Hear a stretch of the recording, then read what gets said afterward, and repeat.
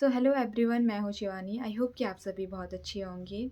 और last time जो मैंने बात की थी वो थी डिफेंस मैकेनिज़्म के बारे में, और कैसे हमारा जो इम्यून सिस्टम है किसी भी माइक्रोब्स को आने से रोकता है।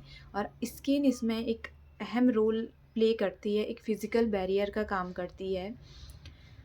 तो ये तो इसका फर्स्ट स्टेप था, जहाँ पे आपको बाहर बाहर ही किसी चीज़ को आप रोक रहे थे।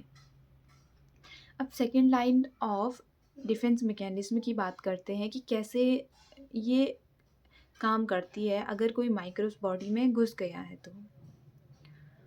Second line of defence mechanism में क्या होता है ना, कि अभी तो सबसे पहले तो माइक्रोब्स तो बाहर ही था। अब अगर शरीर के अंदर चले गया तो वहाँ पर जो अहम रोल प्ले करती है वो होती है हमारी डब्ल्यूबीसी, वाइट ब्लड सेल्स, जो ब्लड में ब्लड के जो मेन कंपोनेंट हैं, आरबीसी, डब्ल्यूबीसी, प्लेटलेट्स। तो इसमें से जो डब्ल्यूबीसी होती हैं वो एक अहम रोल प्ले करती हैं। डब्ल्यूबीसी होती है हमारी लिम्फोसाइट, न्यूट्रोफिल्स, बेसोफिल्स, मोनोसाइट और इओसिनोफिल। तो ये पांचों जो हैं वो एक अपना अच्छा वाला रोल प्ले करती हैं। ये क्या करती है ना, कि जैसे ही कोई, पहले तो जो न्यूट्रोफिल्स होती हैं वो पूरे ब्लड में घूमती रहती हैं, कि कहीं भी अगर इसे कुछ भी ऐसा मिला, कोई डेड सेल्स मिली या सेल डेब्रिस मिली या फिर कोई माइक्रोब्स मिला, तो ये उसको क्या करती हैं, वहीं नष्ट कर देती हैं। मोनोसाइट भी क्या करती हैं कि इनको डाइजेस्ट कर देती हैं। तो ये सारे आपस में मिलजुल कर काम करते रहते हैं। दूसरी चीज़ क्या होती है ना, कि एक होता है इन्फ्लेमेटरी रिएक्शंस। इन्फ्लेमेटरी रिएक्शंस में क्या होता है कि अगर हमारे शरीर पर कहीं चोट लग जाती है तो हमें क्या होता है, फिर पेन होने लगता है उस जगह पर, स्वेलिंग आने लगती है, लैक ऑफ फंक्शन होने लगता है, स्वेलिंग आ गई, पेन हो गया और रेडनेस होने लगती है। तो ये क्या चीज़ होती है, ये होता है इन्फ्लेमेशन, या फिर आप कहें कि ये एक ट्रिगर है। इससे क्या होगा, जब हमें ये ट्रिगर मिलते हैं ना, तो हमारा इम्यून सिस्टम एक्टिव होता है, बॉडी रिएक्ट कर रही है उस पेन को देख कर के, उस स्वेलिंग को दिखा कर के, कि जो हमारा इम्यून सिस्टम है उसको एक्टिव होना है या वो काम करने लग गया है। आपने देखा होगा कभी क्या होता है कि अगर कोई सपोज़ मान के चलो कहीं बॉडी पर चोट लग गई, तो वहाँ पे क्या होगा, माइक्रोब्स को घुसने का रास्ता मिल जाएगा, वहाँ पे माइक्रोब्स आसानी से घुस सकता है। तो उस जो सेल्स या टिश्यू डैमेज हुआ है उसकी जो मास्ट सेल्स होती हैं वो क्या करती हैं, वो एक कुछ केमिकल्स, हिस्टामीन हो गया, प्रोस्टाग्लैंडिस हो गया, कुछ ऐसे केमिकल्स का सिक्रीशन करती हैं। और ये केमिकल्स ब्लड में जा कर के जो हमारा डब्ल्यूबीसी है उनको कहती हैं कि आप आ जाइए इधर, आपकी ज़रूरत है। और आपको क्या करना है कि माइक्रोब्स के जो अटैक कर रहा है उसको रोकना है।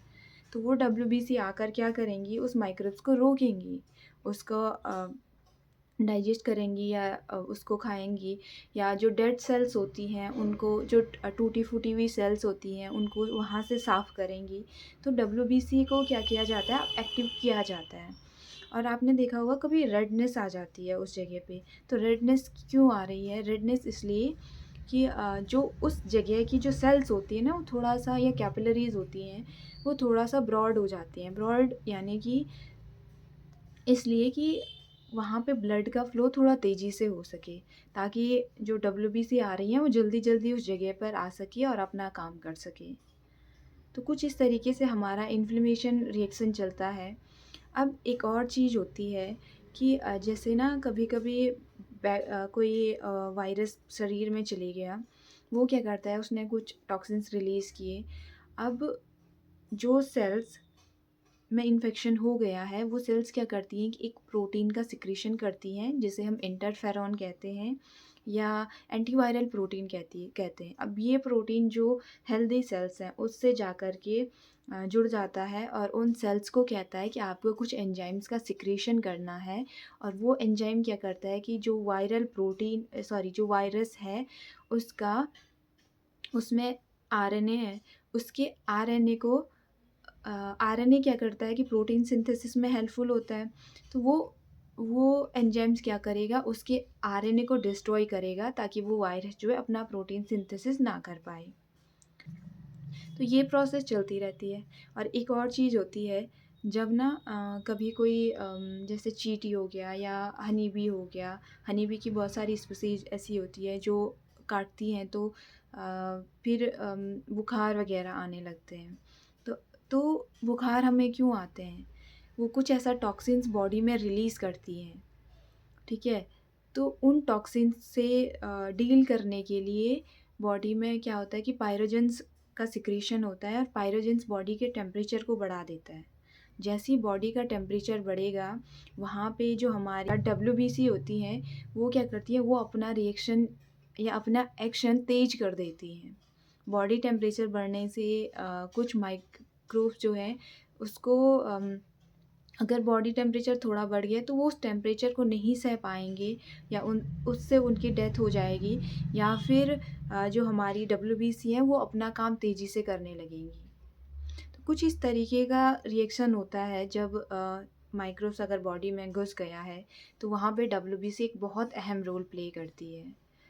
तो जैसे first line of defence mechanism था, second line of defence mechanism आया, तो बॉडी अच्छे से समझ रही है कि मुझे अपना काम करना है। पहले स्किन ने एक बैरियर का काम किया, फिर वहाँ उसके बाद डब्ल्यूबीसी ने काम किया, इन्फ्लेमेटरी रिएक्शन हो रहा है, उससे ट्रिगर मिल रहे हैं इम्यून सिस्टम को एक्टिव करने के लिए। अपनी लाइफ में भी सेम होता है।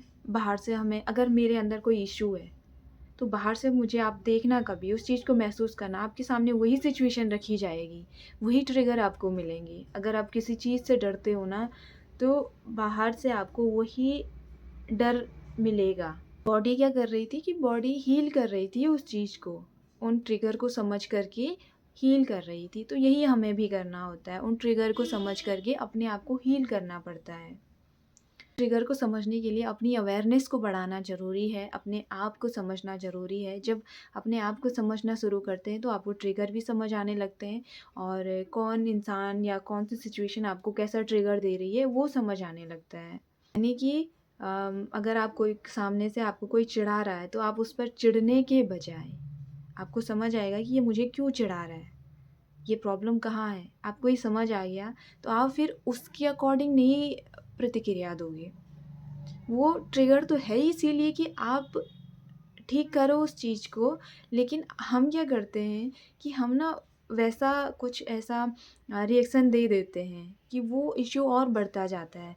तो ट्रिगर समझ आया, आपने समझ लिया ये मेरे अंदर प्रॉब्लम है, तो मुझे इस पर ऐसे कुछ इस तरीके से रिएक्शन ना दे कर के एक अपने तरीके से काम करना है, अपने तरीके से रिएक्शन देना है। किसी ने आपको कुछ चिढ़ाया, तो आप बहुत ही प्यार से, बहुत तमीज़ से कुछ ऐसा रिएक्शन दे रहे हो किस कि वो प्रॉब्लम ही गायब हो जाएगी फिर। लेकिन इसके लिए अपने आप को समझना ज़रूरी है। वो लाइफ़ में वो थोड़ा-सा कोशिश करनी पड़ती है, थोड़ा-सा मेहनत लगती है वो ठहराव तक पहुँचने के लिए। और जब वो पूरा कंट्रोल अपने हाथ में आ जाता है बाहरी सिचुएशन के लिए, तो फिर लाइफ़ को जीने का तरीका थोड़ा बदल जाता है।